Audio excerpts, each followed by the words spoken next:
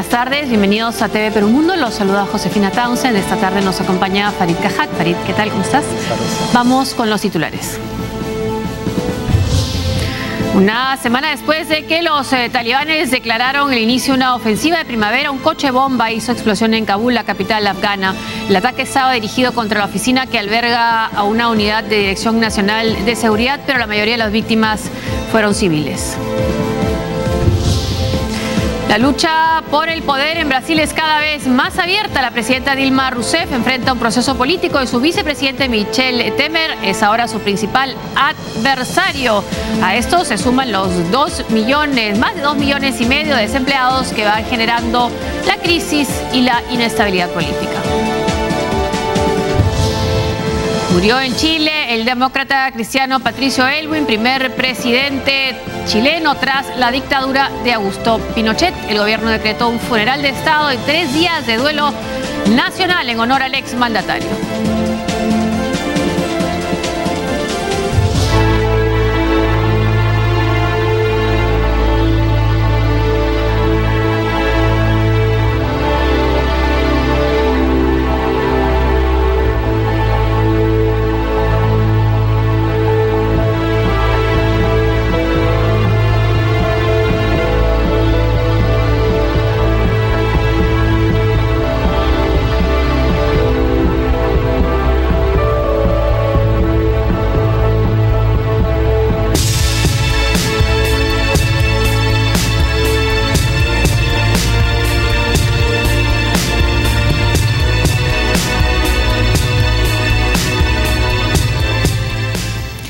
A medida que pasan los días se va conociendo la dimensión de la tragedia en Ecuador tras el terremoto del sábado. Los rescatistas encuentran sobrevivientes bajo los escombros, pero el número de muertos continúa en aumento. Un reciente reporte cifra en 499 la cantidad de personas fallecidas y en más de 3.000 millones de dólares, lo que costará la reconstrucción. El terremoto de 7.8 grados que ocurrió en Ecuador deja sentir sus consecuencias. Los daños ocasionados llegarían a 3.000 millones de dólares, según lo informó el presidente Rafael Correa, lo que representaría un 3% del Producto Bruto Interno de su país. Pese a las cifras desfavorables, el presidente Correa pidió a todos los ecuatorianos no desanimarse. Mire, esa tarea tomará años, no nos engañemos, hay que hacer una evaluación. Hay centenas de edificios derrumbados y en mal estado, que habrá que derrumbar y reconstruir, habrá que reubicar familias. Se hace una tarea que tome años y costará centenas de millones de dólares, si no miles de millones de dólares. Pero insisto, sabremos salir adelante. Otras de las cifras que preocupan son las víctimas mortales, que superan ya los 500 fallecidos hasta la tarde de hoy. Los heridos son 4.000 y los desaparecidos 231 personas. Se ha movilizado al ejército para las labores de rescate y se unan a la labor que realizan cientos de personas que sufrieron este fuerte movimiento telúrico. Un sentimiento interno, son hermanos ecuatorianos, son familia nuestra también.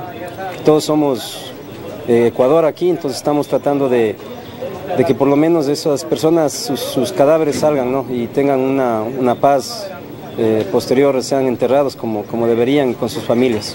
Los trabajos de rescate continúan en Pedernales, uno de los distritos más afectados por el movimiento telúrico. El trabajo es arduo a pesar de la maquinaria de entidades públicas y privadas que han llegado para remover los escombros. La búsqueda de sobrevivientes continúa. El terremoto del sábado destruyó o dejó inhabitados unos 1.500 edificios y dejó a la intemperie a 20.500 personas. Según informaciones del gobierno ecuatoriano, en la zona del desastre hay 400 rescatistas de 8 países que llegaron a prestar apoyo. Han solicitado también el apoyo de comida y provisiones y sobre todo agua a la comunidad internacional. Se han enviado a las poblaciones más afectadas 233 profesionales de la salud y 9 equipos de evaluación médica.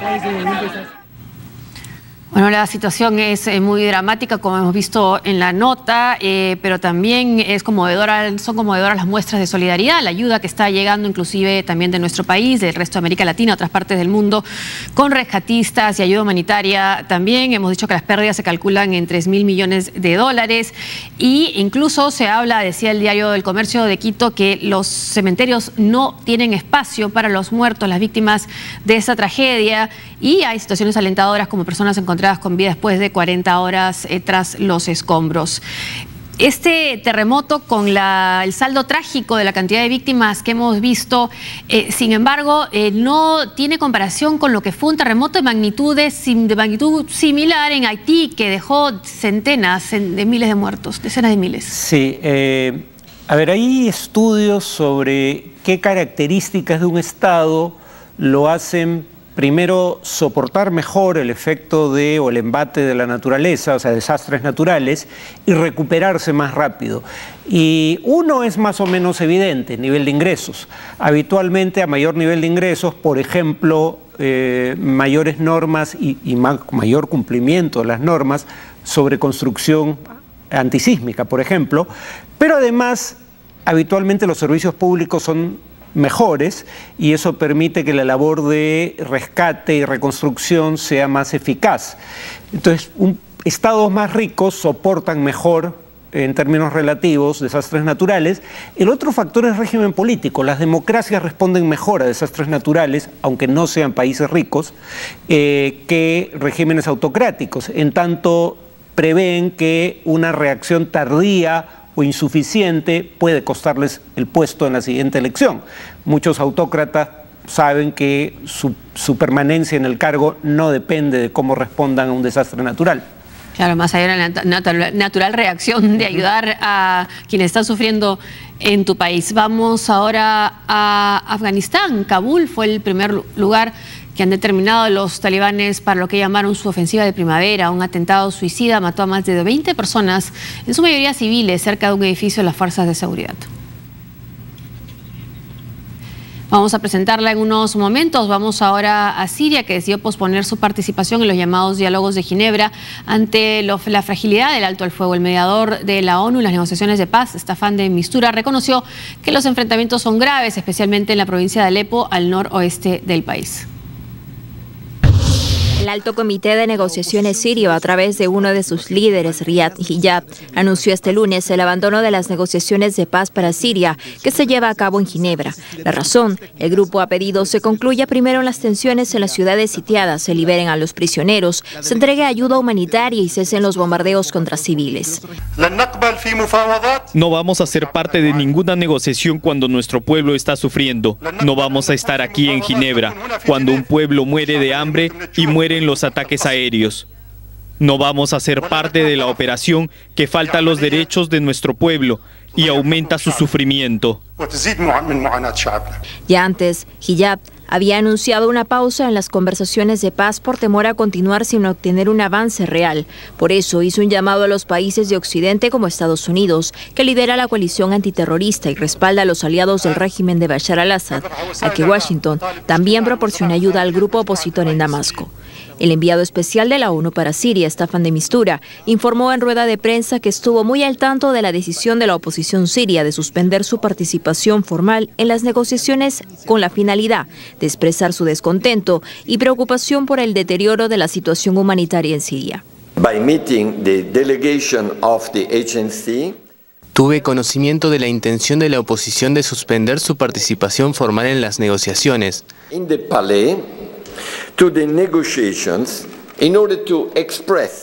Con la finalidad de expresar su descontento y preocupación por el deterioro de la situación humanitaria y del cese de hostilidades.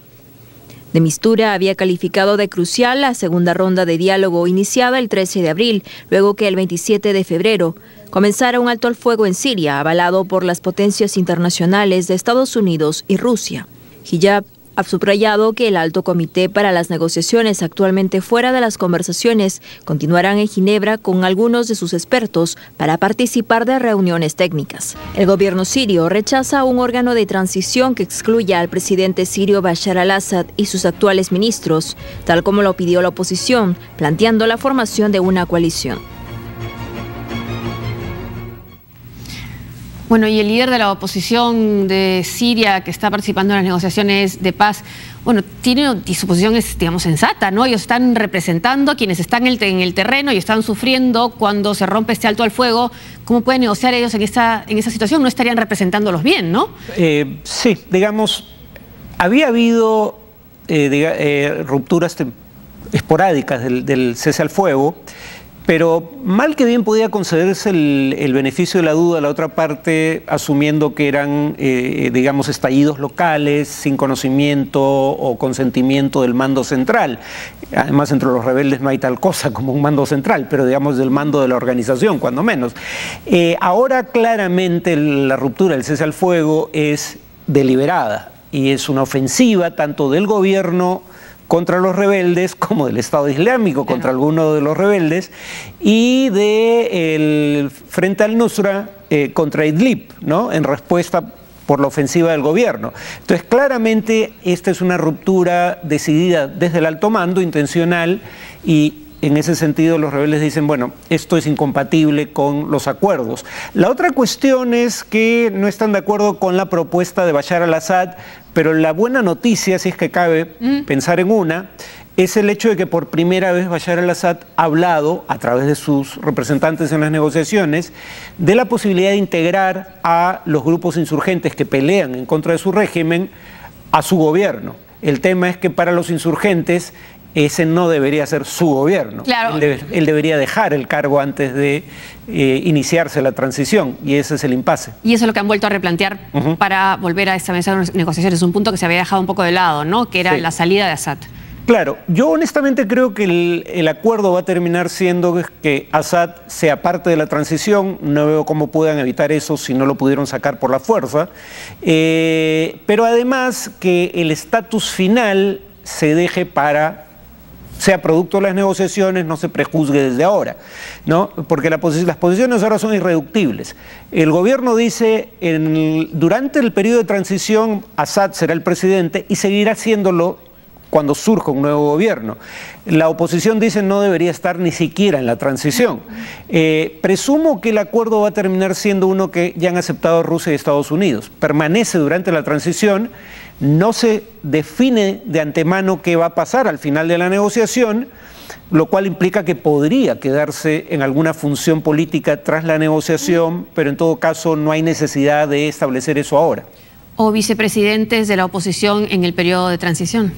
Eso es lo que ha ofrecido al-Assad, pero claro, el tema es que bajo la actual constitución siria los vicepresidentes, porque serían 3, tienen muy pocas prerrogativas, ¿no? Y claro, los opositores dicen, si él sigue controlando las fuerzas de seguridad que torturan sistemáticamente a sus opositores cuando no los aniquilan, ¿qué garantía hay de que no nos maten una vez que nos desarmemos?